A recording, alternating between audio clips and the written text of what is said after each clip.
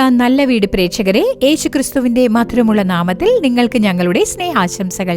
ഈ നല്ല വീട് എന്ന പരിപാടിയിലൂടെ വീണ്ടും നിങ്ങളെ കാണുന്നതിൽ ഞങ്ങൾക്ക് വളരെ സന്തോഷമുണ്ട്.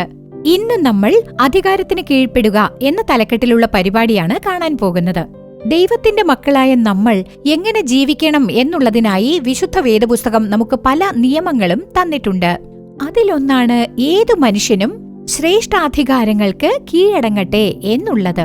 എങ്കിലും ധാരാളം പേർ തങ്ങളുടെ മേലുദ്യോഗസ്ഥന്മാരോട് കീഴടങ്ങാൻ മനസ്സില്ലാതെ മനസ്സമാധാനം നഷ്ടപ്പെട്ട് ആശങ്കയോടും മനോവേദനയോടും കൂടി തന്നെത്താൻ പ്രതിസന്ധിയിലായി തീരുകയാണ്.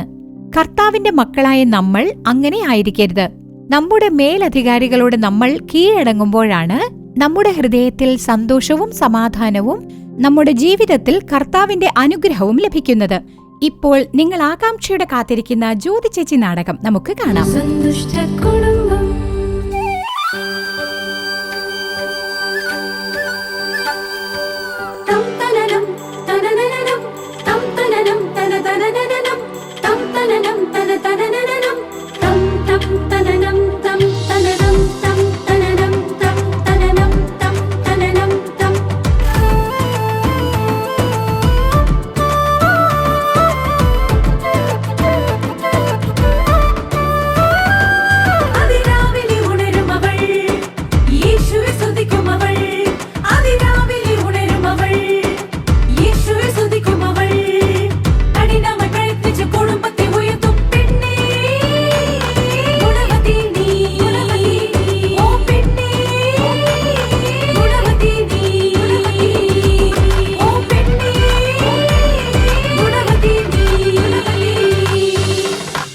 ചേച്ചി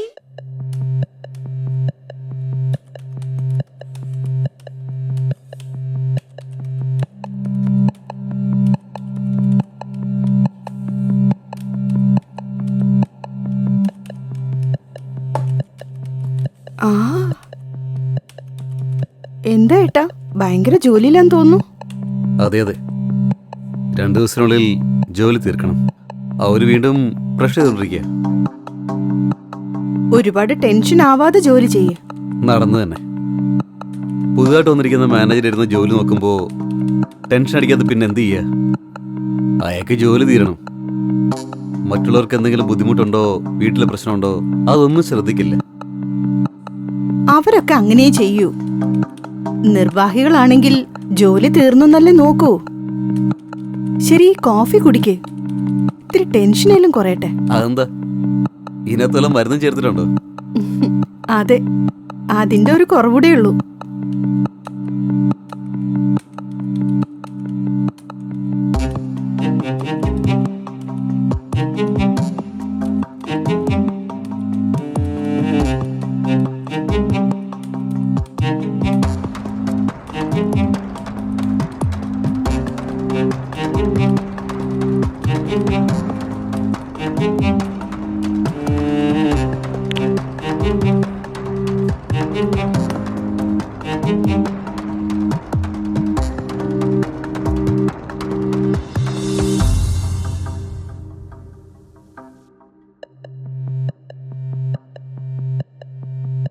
ഏട്ടാ ഏട്ടാ, സമയം ഒരുപാടായി. ഓഫീസിൽ പോണ്ടേ? ഞാനത് മറന്നുപോയി. ഒരു ചെറിയ വർക്കാണ്, തീർത്തിട്ട് വരാം.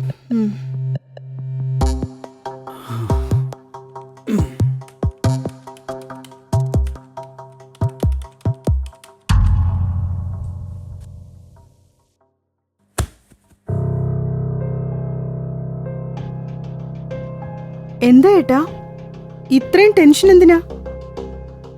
ഇന്നലെ രാത്രി കുത്തിയിരുന്ന് ജോലി ചെയ്തതാ. ഇതിന് മാനേജർ വന്നിട്ട് നീ എന്തായി കാണിക്കുന്നേ, മര്യാദയ്ക്ക് ജോലിയൊന്നും ചെയ്യില്ലെന്ന് ചോദിക്കുന്നു. നിങ്ങൾ നന്നായിട്ടല്ലേ ചെയ്തേ? നന്നായിട്ട് തന്നെ ചെയ്തേ. എന്നിട്ടും മനഃപൂർവ്വം അതിൽ കുറ്റം കണ്ടുപിടിക്കുകയാണ്. അതും പോരാഞ്ഞ് എല്ലാവരുടെ മുന്നിൽ വെച്ച് അവമാനിക്കുകയും ചെയ്തു. എനിക്കൊരു ദേഷ്യം നിയന്ത്രിക്കാൻ പറ്റുന്നില്ല. ദേഷ്യപ്പെടരുത് ഏട്ടാ, ഒന്ന് സമാധാനിക്കേ. സമാധാനിക്കാൻ ശ്രമിച്ചാലും അതിന് സമ്മതിക്കില്ല. ഏട്ടാ, ഞാൻ വീണ്ടും പറയാ, നിർവാഹികളൊക്കെ അങ്ങനെ തന്നെ ആയിരിക്കും. എന്റെ ഓഫീസിലും അങ്ങനെയൊക്കെ തന്നെയാ. അവർക്ക് സ്റ്റാഫിനെ കുറിച്ചൊന്നും ചിന്തയില്ല, പ്രോജക്റ്റ് ആണ് പ്രധാനം. ഏട്ടാ അതുകൊണ്ട് അവർ നിങ്ങളെ ടാർഗറ്റ് ചെയ്തോണ്ടിരിക്കേയുള്ളൂ. അതൊന്നുമല്ല, എന്നെ മാത്രമാണ് ടാർഗറ്റ് ചെയ്യുന്നത്.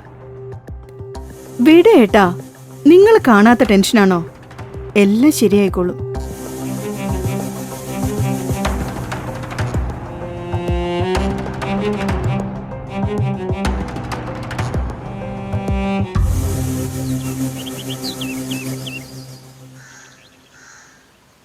ഈ ജോലി അങ്ങ് റിസൈൻ ചെയ്യാൻ തോന്നുക.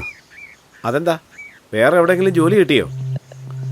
അതല്ല, ഈ പുതിയ മാനേജറുടെ ശല്യം താങ്ങാൻ പറ്റുന്നില്ല. അതെന്താ, എന്താ അയാൾ ചെയ്യുന്നേ?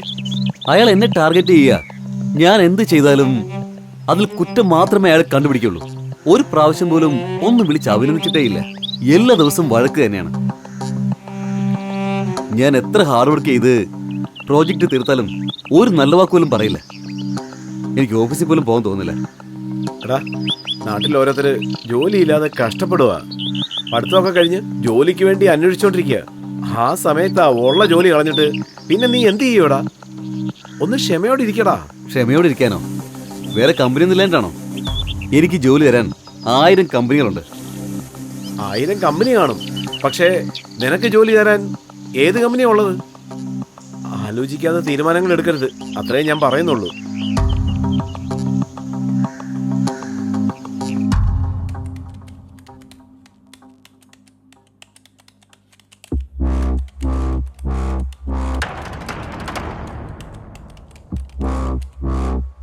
രഞ്ജിത്തെ, മാനേജർ നിങ്ങളെ വിളിക്കുന്നു, ഒന്ന് വേഗം വരാൻ പറഞ്ഞു.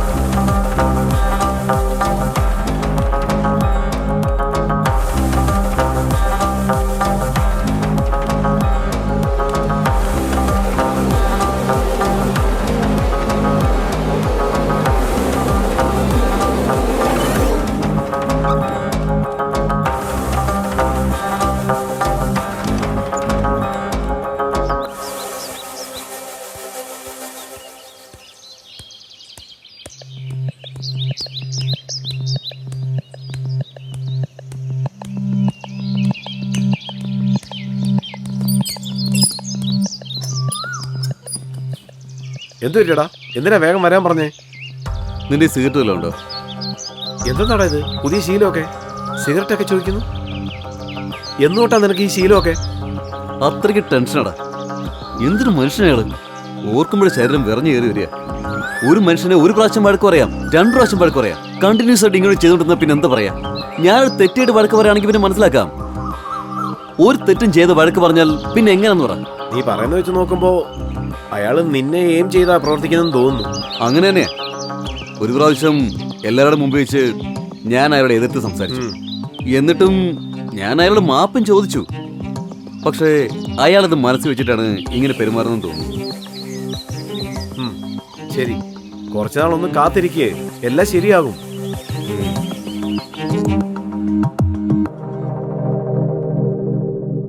മിസ്റ്റർ രഞ്ജിത്ത്, നിങ്ങൾ ഇവിടെ ജോലി ചെയ്യാൻ വരികയാണോ അതോ വെറുതെ കണ്ടിട്ട് പോകാൻ വരികയാണോ? നിങ്ങൾക്ക് വെറുതെ ശമ്പളം തരാൻ പറ്റുമോ?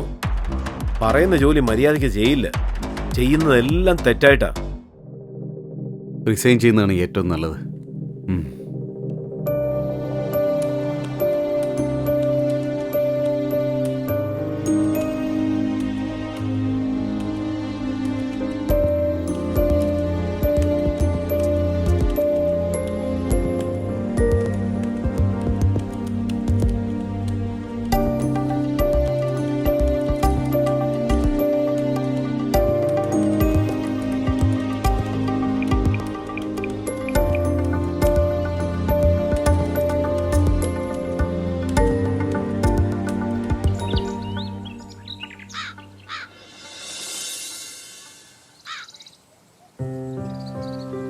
എന്താ പ്രശ്നം രഞ്ജിത്ത്?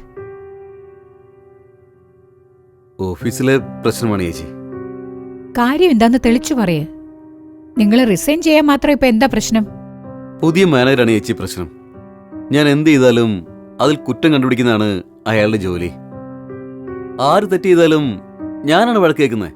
അതും എല്ലാവരുടെയും മുന്നിൽ വെച്ചാണ് ഈ വഴക്ക് പറയുന്നത്. ഞാനൊരു ജോലി തീർക്കുന്നതിന് മുമ്പ് അടുത്തൊരു ജോലി ഇങ്ങ് തരും. ഒരേ സമയത്ത് എല്ലാ ജോലിയും എന്നെ കൊണ്ട് ചെയ്യാൻ പറ്റില്ല ചേച്ചി. അങ്ങനെ ചെയ്തു തീർത്താലും ഒരു നല്ല വാക്കുപോലും അയാൾ പറയാറില്ല. അപ്പോഴും കുറ്റം തന്നെയാണ് കണ്ടുപിടിക്കാറ്. വല്ലാത്ത ടെൻഷനാണ് ചേച്ചി. എന്നെ കൊണ്ട് പറ്റുന്നില്ല.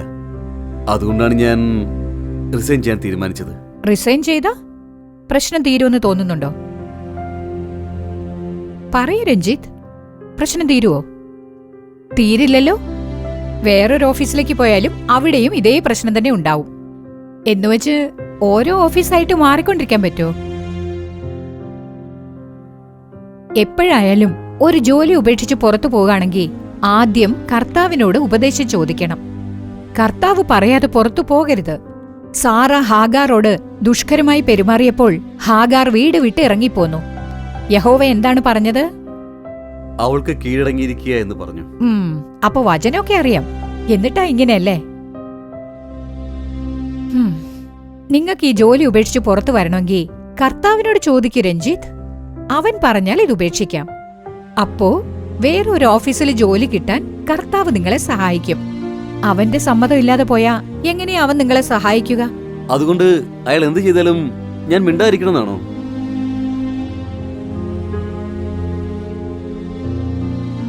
ആ ബൈബിൾ ഒന്ന് എടുത്തേ രഞ്ജിത്ത്. റോമർ 13 1ഉം 2ഉം വചനങ്ങൾ വായിക്കേ.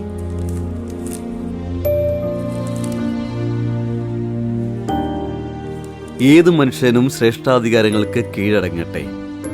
എന്തെന്നാൽ ദൈവത്താൽ അല്ലാതെ ഒരധികാരവും ഇല്ലല്ലോ. ഉള്ള അധികാരങ്ങളോ ദൈവത്താൽ നിയമിക്കപ്പെട്ടിരിക്കുന്നു. ആകയാൽ അധികാരത്തോട് മറുക്കുന്നവൻ ദൈവവ്യവസ്ഥയോട് മറുക്കുന്നു. മറുക്കുന്നവരോ ശിക്ഷാവിധി പ്രാപിക്കും. വാഴുന്നവർ സൽപ്രവൃത്തിക്കല്ല ദുഷ്പ്രവൃത്തിക്കത്രേ ഭയങ്കരം. കർത്താവ് എന്താണ് പറയുന്നത് രഞ്ജിത്ത്? ഏതു മനുഷ്യനും ശ്രേഷ്ഠാധികാരങ്ങൾക്ക് കീഴടങ്ങട്ടെ എന്നല്ലേ? അധികാരത്തോട് മറുക്കരുത് എന്നും അവൻ പറയുന്നില്ലേ? അതാണ് ദൈവത്തിന്റെ ഹിതം. ഒരുപക്ഷെ നിങ്ങളോട് കണക്കിൽ എന്തെങ്കിലും തിരിമറി ചെയ്യാൻ പറഞ്ഞാലോ അല്ലെങ്കിൽ കൈക്കൂലിയോ മറ്റോ വാങ്ങാൻ പറഞ്ഞാലോ അതിനെ നിങ്ങൾക്ക് എതിർക്കാം. അതിൽ തെറ്റില്ല. ചില ഓഫീസിലൊക്കെ മദ്യപിക്കാൻ പറയുന്നുണ്ട്, പുകവലിക്കാൻ പറയുന്നുണ്ട്. അതുപോലെ തെറ്റായ പല കാര്യങ്ങളും ചെയ്യാൻ അനുവദിക്കുന്നുണ്ട്, ഫോഴ്സ് ചെയ്യാറുമുണ്ട്. അതുപോലുള്ള കാര്യങ്ങളോടൊക്കെ എതിർത്ത് നിൽക്കാം, തെറ്റില്ല. അതല്ലാതെ ഒരുപാട് പണിയെടുപ്പിക്കുന്നുണ്ടെങ്കിലോ ശാസിക്കുന്നുണ്ടെങ്കിലോ ക്ഷമയോടെ ഇരിക്കണം. കർത്താവിനോട് പ്രാർത്ഥിക്കണം. ഞാൻ ഈ ജോലിയിൽ തുടരണോ വേണ്ടയോന്ന് അവനോട് ചോദിക്കണം. വേദപുസ്തകം പറയുന്നില്ലേ, നിങ്ങൾ ചെയ്യുന്ന നന്മകൾ അവരെ മാറ്റുമെന്ന്? നന്നായി ആലോചിച്ച് പ്രാർത്ഥിച്ച് നല്ലൊരു തീരുമാനം എടുക്ക് രഞ്ജിത്ത്. ധൃതിപ്പെടരുത്. റിസൈനിങ് ലെറ്റർ സ്റ്റോപ്പ് ചെയ്ത് വെച്ചിരിക്കുക ചേച്ചി. അത് ഡെലിറ്റ് ചെയ്തേക്ക് മാലതി. രഞ്ജിത്ത് നാളെ പോയി വർക്കിൽ ജോയിൻ ചെയ്യും.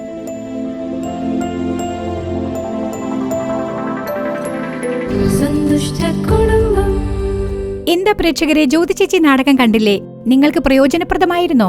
അടുത്തതായി സഹോദരി ജോയ്സ് ലാസറസ് അവർകൾ നിങ്ങളുടെ കുടുംബത്തിന്റെ അനുഗ്രഹത്തിനായി ദൈവത്തിന്റെ വചനം പങ്കുവച്ച് നിങ്ങൾക്കായി പ്രാർത്ഥിക്കുന്നതാണ്. വിശ്വാസത്തോടെയും പ്രാർത്ഥനയോടെയും ഈ പരിപാടി കാണുക, വചനങ്ങൾ കേൾക്കുക. കർത്താവ് തീർച്ചയായും ഇന്ന് നിങ്ങളോട് സംസാരിച്ച് നിങ്ങളെ അനുഗ്രഹിക്കുന്നതാണ്.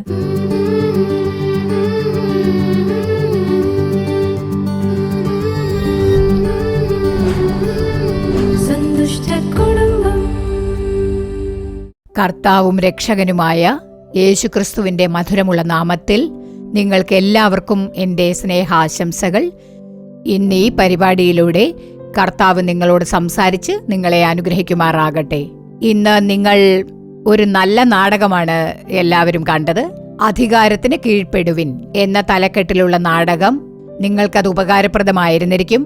കർത്താവ് നിങ്ങളോട് സംസാരിച്ചിട്ടുണ്ടാകുമെന്ന് ഞാൻ വിശ്വസിക്കുന്നു.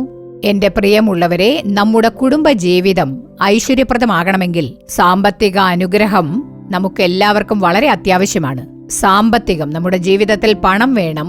പണം നമ്മുടെ കയ്യിലുണ്ടെങ്കിൽ മാത്രമേ നമ്മുടെ ജീവിതം നല്ല രീതിയിൽ കൊണ്ടുചെല്ലാൻ പറ്റൂ. നല്ല കൂട്ടുകാരുണ്ടായിരിക്കാം, നല്ല ഒരു കുടുംബം ഉണ്ടായിരിക്കാം, നല്ല മക്കൾ ഉണ്ടായിരിക്കാം, നല്ല ജോലി ഉണ്ടായിരിക്കാം. ഇതെല്ലാം ഉണ്ടെങ്കിൽ പോലും പണം വേണം. അതുകൊണ്ട് അതിനുള്ള ഒരു അനുഗ്രഹം കർത്താവ് നമുക്ക് നൽകേണ്ടതാണ്. അതിനായി നമ്മൾ എപ്പോഴും പ്രാർത്ഥിക്കണം. എന്റെ പ്രിയമുള്ളവരെ, റോമർ 13-ാം അധ്യായത്തിലെ 1-2 വചനങ്ങൾ നമുക്കൊന്ന് വായിച്ചു നോക്കാം. ഏതു മനുഷ്യനും ശ്രേഷ്ഠാധികാരങ്ങൾക്ക് കീഴടങ്ങട്ടെ. ദൈവത്താൽ അല്ലാതെ ഒരധികാരവുമില്ലല്ലോ. ഉള്ള അധികാരങ്ങളോ ദൈവത്താൽ നിയമിക്കപ്പെട്ടിരിക്കുന്നു. ആകയാൽ അധികാരത്തോട് മറുക്കുന്നവൻ ദൈവവ്യവസ്ഥയോട് മറുക്കുന്നു. മറുക്കുന്നവരോ ശിക്ഷാവിധി പ്രാപിക്കും. വാഴുന്നവർ സൽപ്രവൃത്തിക്കല്ല, ദുഷ്പ്രവൃത്തിക്കത്രേ ഭയങ്കരം. നിർവാഹത്തിന് നമ്മൾ എതിരായി നിൽക്കരുത്. എതിർത്തു നിന്നാൽ തങ്ങൾ സ്വയം നാശത്തിലേക്ക് വഴി നയിക്കുകയാണെന്നാണ് അതിനർത്ഥം. ഒരു കാര്യം പറയട്ടെ, ചിലപ്പോഴൊക്കെ നമ്മൾ നോക്കുകയാണെങ്കിൽ നമ്മൾ ജോലി ചെയ്യുന്ന സ്ഥലത്ത് ചില പ്രശ്നങ്ങളെ നേരിടേണ്ടി വരാറുണ്ട്.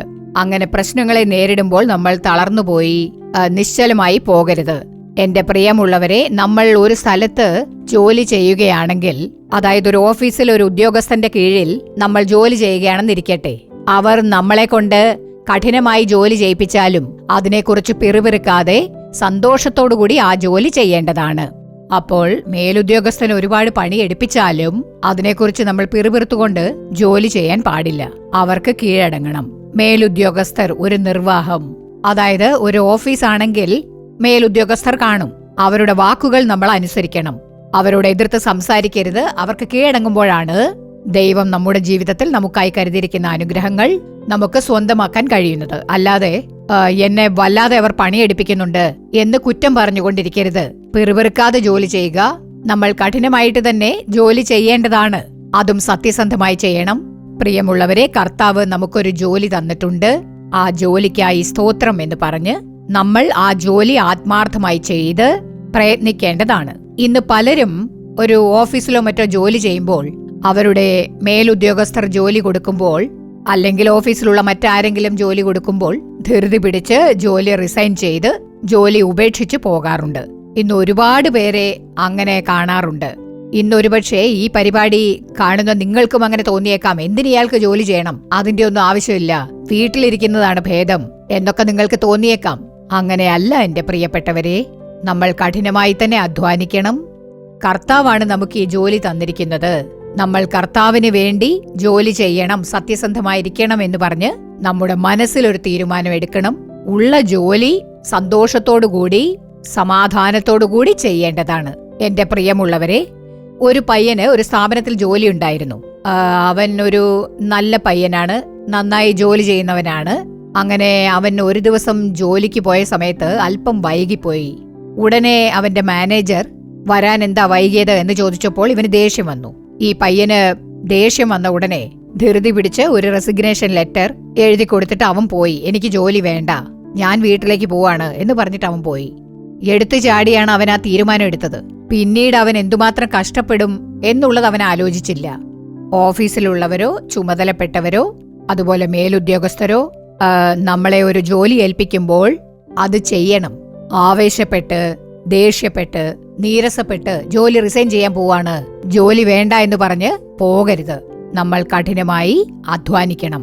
നമ്മൾ ചുമതലാ ബോധത്തോടുകൂടി കാര്യങ്ങൾ ചെയ്യണം. നമ്മൾ ആ രീതിയിൽ ജോലികൾ ചെയ്യുമ്പോൾ ദൈവം നമ്മുടെ ജീവിതത്തിൽ നമുക്ക് തരുന്ന അനുഗ്രഹങ്ങളെ സ്വന്തമാക്കാൻ സാധിക്കും. ഒരു ബാങ്കിൽ ജോലി ചെയ്യുന്ന പെൺകുട്ടി എന്നെ കാണാൻ വന്നിരുന്നു. അവൾക്ക് ചെന്നൈയിലുള്ള ഒരു ബാങ്കിലാണ് ജോലി. അവൾ ജോലിക്ക് ചേർന്നപ്പോൾ തന്നെ സ്റ്റാർട്ടിംഗ് 35,000 രൂപയായിരുന്നു ശമ്പളം. അപ്പോൾ ഞാൻ അവളോട് പറഞ്ഞു, നിനക്ക് ജോലിയിൽ സത്യസന്ധത വേണം, നിനക്ക് തരുന്ന ജോലികൾ ആത്മാർത്ഥമായി ചെയ്യണം. അങ്ങനെ നീ ജോലി ചെയ്തുകൊണ്ട് ബാങ്കിങ്ങിനെ കുറിച്ച് കൂടുതൽ പഠിച്ച് അതിന്റെ എക്സാം ഒക്കെ എഴുതി പ്രൊമോഷൻ നേടണം എന്ന് പറഞ്ഞു. അപ്പോൾ അവൾ പറഞ്ഞു, ഞങ്ങളുടെ ബാങ്ക് ബ്രാഞ്ചിലെ മാനേജർ ഒരു ലേഡിയാണ്, അവര് ഭയങ്കര സ്ട്രിക്റ്റ് ആണ്, ജോലി ചെയ്യാൻ അനുവദിക്കാതെ അവര് ടോർച്ചർ ചെയ്യും, ജോലി അങ്ങനെ ചെയ്യണം ഇങ്ങനെ ചെയ്യണം എന്ന് പറഞ്ഞ് ശല്യം ചെയ്തുകൊണ്ടേയിരിക്കും, അല്പം വിശ്രമിക്കാൻ പോലും അവര് സമയം തരില്ല. എങ്കിലും ഞാൻ ക്ഷമയോടെ ഇരുന്ന് എനിക്ക് തന്നിട്ടുള്ള ജോലി ഞാൻ ആത്മാർത്ഥമായി ചെയ്യും ഇതുവരെ ഞാൻ വളരെ ക്ഷമയോടെയാണ് ചെയ്യുന്നത്. രാവിലെ ഉണർന്ന ഉടനെ ബൈബിൾ വായിക്കും, പ്രാർത്ഥിക്കും. അത് കഴിഞ്ഞിട്ടാണ് ഞാൻ ജോലിക്ക് പോകുന്നത്. എന്റെ ജോലി സ്ഥലത്ത് ഞാൻ വളരെ സിൻസിയറാണ്, പ്രശ്നമൊന്നുമില്ല എന്ന് പറഞ്ഞു. എന്റെ പ്രിയമുള്ളവരെ, നമ്മുടെ ജീവിതയാത്രയിൽ കഷ്ടപ്പാടുണ്ടാകും, പ്രതിസന്ധി ഉണ്ടാവും, സമ്മർദ്ദങ്ങൾ ഉണ്ടാവും, അതുപോലെ പ്രശ്നങ്ങൾ ഉണ്ടാകും, പലതും ഉണ്ടാകും. പറയാത്തത് പറഞ്ഞു എന്ന് പറയും, ചെയ്യാത്തത് ചെയ്തു എന്ന് പറയും. നമ്മൾ അതെല്ലാം കടന്നു വരണം. അപ്പോഴാണ് ദൈവം നമുക്ക് ഉയർച്ച നൽകുന്നത്. നമ്മെ അവൻ അനുഗ്രഹിക്കും, ഉയർച്ച നൽകും. കഷ്ടപ്പാടുകളെ കണ്ട് പിന്തിരിഞ്ഞ് ഒരിക്കലും ഓടി ഒളിക്കരുത്. കഷ്ടപ്പാടുകളിലൂടെ നാം കടന്നു പോകണം.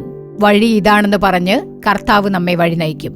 എന്റെ പ്രിയപ്പെട്ടവരെ, നാം ഏതൊരു കാര്യത്തിനായാലും ധൃതി പിടിക്കാതെ ക്ഷമയോടുകൂടി ആ കാര്യം ചെയ്യുമ്പോൾ ദൈവം നമ്മുടെ കുടുംബങ്ങളെ അനുഗ്രഹിക്കും. നമ്മുടെ ജീവിതത്തിൽ കാണപ്പെടുന്ന സാമ്പത്തിക ആവശ്യങ്ങളെല്ലാം ദൈവം നിറവേറ്റിത്തരും.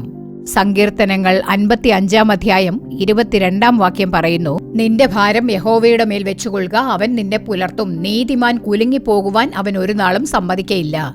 ഫിലിപ്പിയർ 2:8 പറയുന്നു, യേശു മനുഷ്യനായി വിളങ്ങി തന്നെത്താൻ താഴ്ത്തി മരണത്തോളം, ക്രൂശിലെ മരണത്തോളം തന്നെ അനുസരണമുള്ളവനായി തീർന്നു. എന്റെ പ്രിയപ്പെട്ടവരെ, കർത്താവ് നമുക്ക് തന്നിരിക്കുന്ന ജോലിയിൽ, നമ്മെ ഏൽപ്പിച്ചിരിക്കുന്ന ചുമതലകളിൽ പ്രശ്നങ്ങൾ ഉണ്ടാകുമ്പോൾ നാം ദൈവ മുൻപാകെ ചെന്നിരുന്ന് ഉപവസിച്ച് പ്രാർത്ഥിക്കുമ്പോൾ ദൈവം ആ പ്രശ്നങ്ങളെല്ലാം അകറ്റിത്തരും. കഷ്ടപ്പാടുകൾ സഹിക്കണം. കഷ്ടപ്പാടുകൾ സഹിക്കാനുള്ള ശക്തി അവനോട് ചോദിക്കണം. നാം ജോലി ചെയ്യുന്ന സ്ഥലത്തിനായി, ആ ഓഫീസിനായി നാം പ്രാർത്ഥിക്കണം. കാര്യനിർവഹണം നടത്തുന്ന മേലുദ്യോഗസ്ഥന്മാർക്കായി പ്രാർത്ഥിക്കണം. മാനേജർമാർക്ക് വേണ്ടി പ്രാർത്ഥിക്കണം. അതുപോലെ കൂടെ ജോലി ചെയ്യുന്നവർക്കായി പ്രാർത്ഥിക്കണം. എന്നെ ബുദ്ധിമുട്ടിക്കുന്നല്ലോ, എന്നെ ശല്യപ്പെടുത്തുന്നല്ലോ, എന്നെ ദുഃഖിപ്പിക്കുന്നല്ലോ എന്ന് വിചാരിക്കരുത്. കർത്താവ് നമ്മെ കാണുന്നുണ്ട്, നമ്മുടെ പ്രവൃത്തികളെല്ലാം കാണുന്നുണ്ട്, ജോലി ചെയ്യുന്ന നമ്മെ കാണുന്നുണ്ട്. നമ്മൾ മേലുദ്യോഗസ്ഥന്മാർക്ക് കീഴടങ്ങണം. ഒരുപക്ഷെ നിങ്ങൾ കർത്താവിന്റെ ശുശ്രൂഷ ചെയ്യുന്നവരായിരിക്കാം, അല്ലെങ്കിൽ ബാങ്കിൽ ജോലി ചെയ്യുന്നവരായിരിക്കാം, അല്ലെങ്കിൽ സ്കൂളിൽ പഠിപ്പിക്കുന്നവരായിരിക്കാം, ഒരുപക്ഷെ പ്രൊഫസറോ ലെക്ചററോ ആയിരിക്കാം. നിങ്ങൾ നിർവാഹത്തിന് കീഴ്പ്പെടുമ്പോൾ, സത്യസന്ധമായി നിങ്ങളുടെ കാര്യങ്ങൾ ചെയ്യുമ്പോൾ ദൈവം നിങ്ങളെ അനുഗ്രഹിക്കുന്നതാണ്. ദൈവം നിങ്ങളുടെ കുടുംബങ്ങളെ അനുഗ്രഹിക്കുന്നതാണ്, മക്കളെ അനുഗ്രഹിക്കുന്നതാണ്. സത്യസന്ധമായി ജോലി ചെയ്യുമ്പോൾ ദൈവം നിങ്ങളെ അനുഗ്രഹിച്ച് നിങ്ങളുടെ ജീവിതത്തിൽ വൻ കാര്യങ്ങൾ ചെയ്യും. തക്ക സമയത്ത് അവൻ നിങ്ങൾക്ക് പ്രതിഫലം നൽകുന്നതാണ്.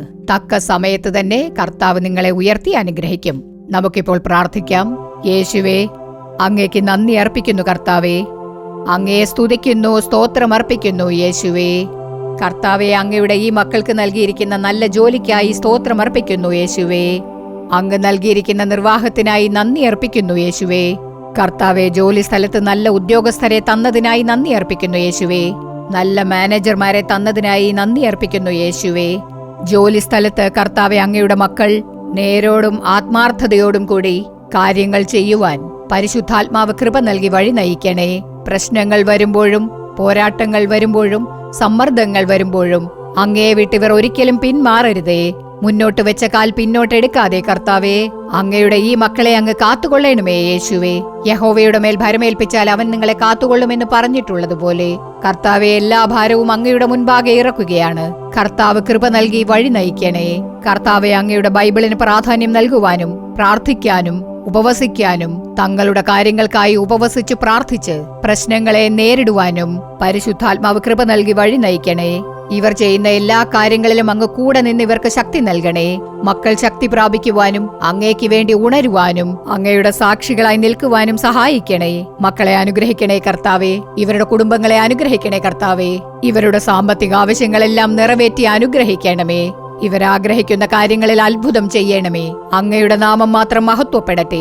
കർത്താവെ, അങ്ങ് അനുഗ്രഹിക്കുന്നതിനായി അങ്ങേക്ക് നന്ദി അർപ്പിക്കുന്നു. യേശുവിന്റെ നാമത്തിൽ പ്രാർത്ഥിക്കുന്നു, നല്ല പിതാവേ. ആമേൻ, ആമേൻ. എന്റെ പ്രിയമുള്ളവരെ, കർത്താവ് നിങ്ങളോട് സംസാരിക്കുകയാണ്. കർത്താവിന്റെ വചനങ്ങൾക്ക് നിങ്ങൾ കീഴടങ്ങുവിൻ. നിങ്ങൾ ജോലി ചെയ്യുന്ന സ്ഥലത്ത്, ഒരു ഓഫീസിൽ നിങ്ങൾ ജോലി ചെയ്യുമ്പോൾ മേലുദ്യോഗസ്ഥരുടെ വാക്കുകൾക്ക് നിങ്ങൾ കീഴടങ്ങണം. കർത്താവിന്റെ വാക്കുകൾക്ക് കീഴടങ്ങണം. അങ്ങനെ കീഴടങ്ങുമ്പോൾ ദൈവം നിങ്ങൾക്കായി കരുതിയിരിക്കുന്ന അനുഗ്രഹങ്ങൾ അവൻ നിങ്ങൾക്ക് തന്ന ഉയർച്ച നൽകി അനുഗ്രഹിക്കുന്നതാണ്. ദൈവം ഇന്ന് തന്നെ നിങ്ങളെ അഭിവൃദ്ധിപ്പെടുത്തുമാറാകട്ടെ. ആമേൻ, ആമേൻ. പ്രിയമുള്ളവരെ, ഇന്നത്തെ പരിപാടി നിങ്ങൾക്ക് അനുഗ്രഹപ്രദമായിരുന്നിരിക്കും എന്ന് ഞങ്ങൾ വിശ്വസിക്കുന്നു. നിങ്ങൾക്ക് ലഭിച്ച നന്മകളെക്കുറിച്ചും അനുഗ്രഹങ്ങളെക്കുറിച്ചും ഞങ്ങളെ അറിയിക്കാൻ മറക്കരുത്. നിങ്ങളുടെ പ്രാർത്ഥനാക്കുറിപ്പുകൾ എന്തു തന്നെയായാലും അത് കത്തുകളിലൂടെയോ ഇമെയിലിലൂടെയോ ഞങ്ങളെ അറിയിക്കുക. നിങ്ങൾക്കായി പ്രാർത്ഥിക്കാനും ഉപദേശങ്ങൾ നൽകാനും സഹോദരൻ മോഹൻ സി ലാസറസ് അവர்களுം ദൈവ ശുശ്രൂഷകരും ഞങ്ങളോടൊപ്പം ഉണ്ട്. നാളെ രാത്രി മുഴുവൻ പ്രാർത്ഥന നാലുമാവിടിയിലെ ദൈവഭവനത്തിൽ വെച്ച് രാത്രി 9 മണിക്ക് തുടങ്ങുന്നതാണ്. കുടുംബത്തോടൊപ്പം രാജ്യത്തിനായി പ്രാർത്ഥിക്കുവാൻ വരിക.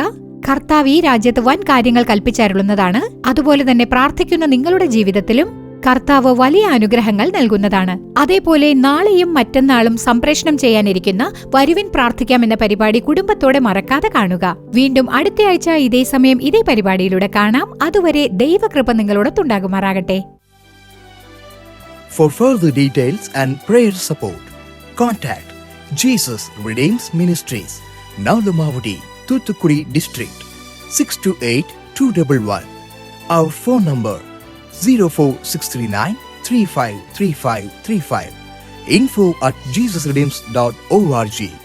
Our website www.jesusredeems.com.